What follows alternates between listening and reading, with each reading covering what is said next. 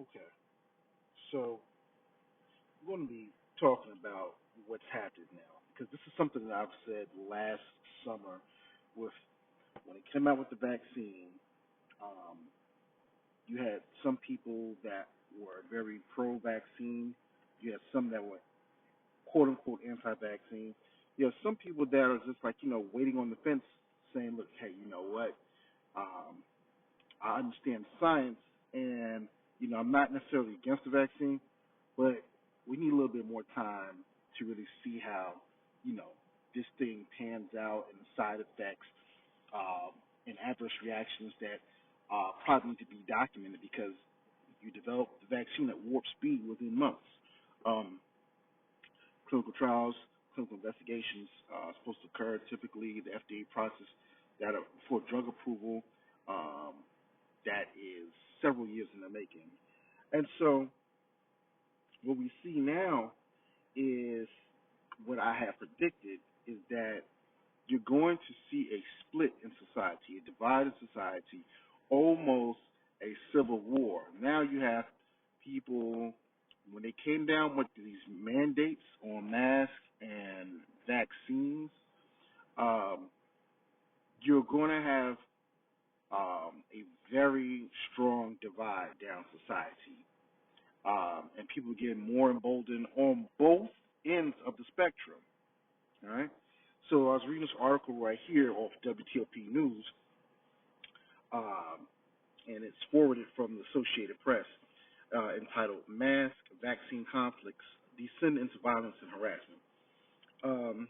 So it says the Hawaii Lieutenant Governor watched in horror as protesters showed up outside his condo, yelled at him through bullhorns, and beamed strobe lights into the building to harass him over vaccine requirements. A parent in North Carolina barged into his daughter's elementary school and punched a teacher in the face over mask rules. At a school in Texas, a parent ripped a mask off a teacher's face during Meet the Teacher event.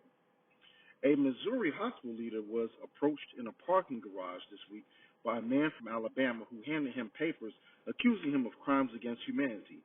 And it was not the only in-your-face encounter over vaccines and masks. School board members, county commissioners, doctors, and local leaders are regularly confronted at meetings and in public with angry taunts that compare them to the Taliban, Nazis, Marxists, and the leaders of Japanese internment camps. Across the country, anti-vaccine and anti-mask demonstrations are taking scary and violent turns, and educators, medical professionals, and public figures have been stunned at the level at which they have been vilified for even stating their opinion. And they have been terrified over how far protesters will go in confronting leaders outside their homes and in their workplaces. The heat definitely got turned up this week, said Shannon Portillo, a county commissioner in Kansas, who was berated at a meeting Wednesday in which the board mandated masks indoors for unvaccinated children. It got much more hostile than anything I had seen. The pandemic rage has coincided with a surge in COVID-19 cases and hospitalizations, a growing movement to require a vaccine and a new round of mask requirements, most notably in schools where exhausted families had hoped the worst days of the virus were over. Now the country is averaging nearly 1,000 coronavirus deaths a day. Anger from parents over masks has been simmering in rural Amador County in Northern California, and it reached a peak earlier this month when for the first time a teacher was attacked. A father became irate when he saw his daughter come out of school wearing a mask, but teachers in the lounge were unmasked. Vaccinated staff are allowed to take off their masks if students aren't present, said Amador County Unified School District Superintendent Tori Gibson. The father was told this and left, but returned later to speak with the principal. A concerned male teacher went to the principal's office. An argument ensued, and the father struck the teacher. The teacher had some lacerations and bruises on his face and a knot on the back of his head, Gibson said. He was treated at a hospital and returned to work the following day. Still, the incident has shaken teachers and the community. The teachers have definitely been on edge. They are fearful because the last thing they want is to have an issue with the parent, Gibson said. They definitely looked over their shoulder for quite a few days, but I think things are now a little bit more calm. Meanwhile, the father is prohibited from entering the school and could face prosecution. Since Hawaii announced a mandate earlier this month that state and county workers would have to show proof of vaccination or face weekly tests. 50 to 100 unmasked vaccine opponents have gathered almost nightly outside the downtown Honolulu condominium building where Lieutenant Governor Josh Green lives with his wife and two children ages 14 and 10. Some yelling the bullhorns and shine strobe lights into his apartment units, Green said. Flyers with his photo and words Jew and fraud have been plastered around the neighborhood. Green, who is Jewish, has been tearing them down and turning them over to the state attorney general's office. He understands the right to protest, but not why demonstrators subject bystanders to such rage. They should protest me at my place of work, where I'm lieutenant governor, Green said, but it's a different thing than flashing a strobe light into a 90-year-old woman's apartment or a strobe light into a family's apartment where they have two kids under the age of 4. Ironically, Green wasn't home during a recent intense weekend of protests. He was on the Big Island working on his other job as an emergency room doctor and treating mostly COVID-19 patients during a record surge in coronavirus hospitalizations in the state. I will personally be taking care of these individuals in the hospital as their doctor when they get sick from refusing to wear a mask and refusing to be vaccinated, he said. In Kansas, commissioners in Douglas County and Lawrence area were confronted with an angry, mostly unmasked crowd Wednesday before they mandated indoor public masks for 2 to 12-year-olds who are too young to be vaccinated. During 4 hours of public comment, opponents invoked the Holocaust, the Taliban, and Japanese internment camps. As the granddaughter of a Holocaust survivor, Portillo was outraged at the comparisons. It is really insulting to families all over who lost loved ones in genocide, she said. Researchers, professors, and political experts have varying opinions about how and why discourse seems to keep plunging to new lows over the pandemic, but many agree that social media is a big factor. Barbara Rosenwein, professor emerita at Loyola University in Chicago and author of Anger, The Conflicted History of Emotion, says social media can make minority views look more like the majority. On the many social media platforms, people validate each other's anger as being from a just and righteous place. Over time, the possibility of feeling righteous anger has become democratized. Everybody feels almost obligated to feel it, Rosenwein said.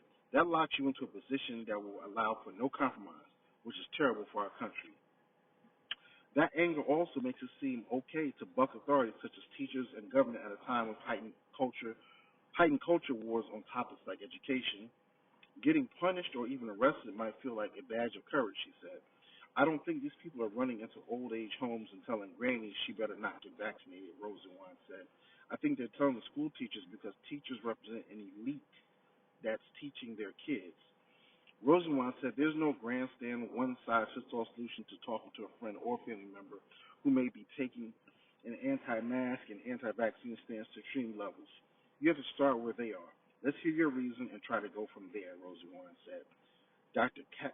Kathy Harrell, who practices family medicine in Tucson, Arizona, was among 4 healthcare workers who testified in favor of mask mandates earlier this month at a local school board meeting. She recently transferred her children out of that school district over the issue, but still felt compelled to speak. An anti-mask group of 4 or 5 followed them out the building after the meeting. They started saying things along the lines of, we're paid doctors, we're paid to be there, that masks don't work. Harrell said they were getting right in her face. Harrell was unnerved but felt better after a few teachers thanked him for talking, and that motivated her to keep testifying in public meetings to provide a voice of science and reason amid an outrage from mask and vaccine opponents. The thing is that somebody's got to speak up, she said.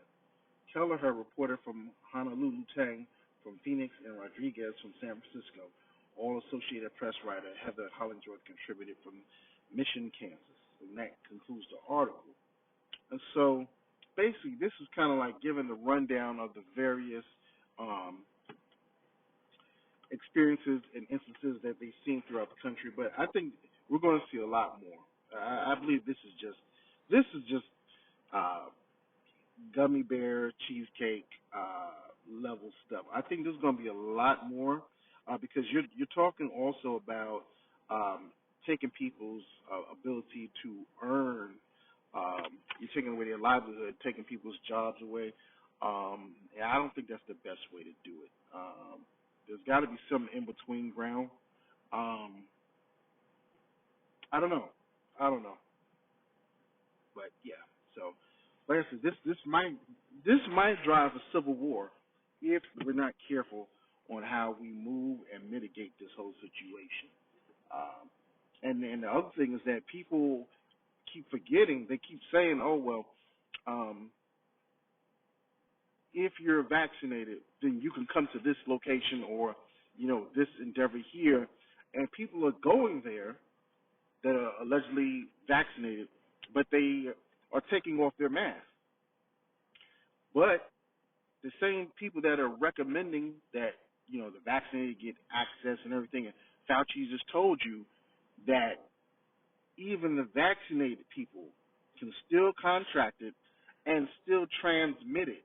So even it doesn't make a difference if you're vaccinated or unvaccinated that you should be wearing a mask.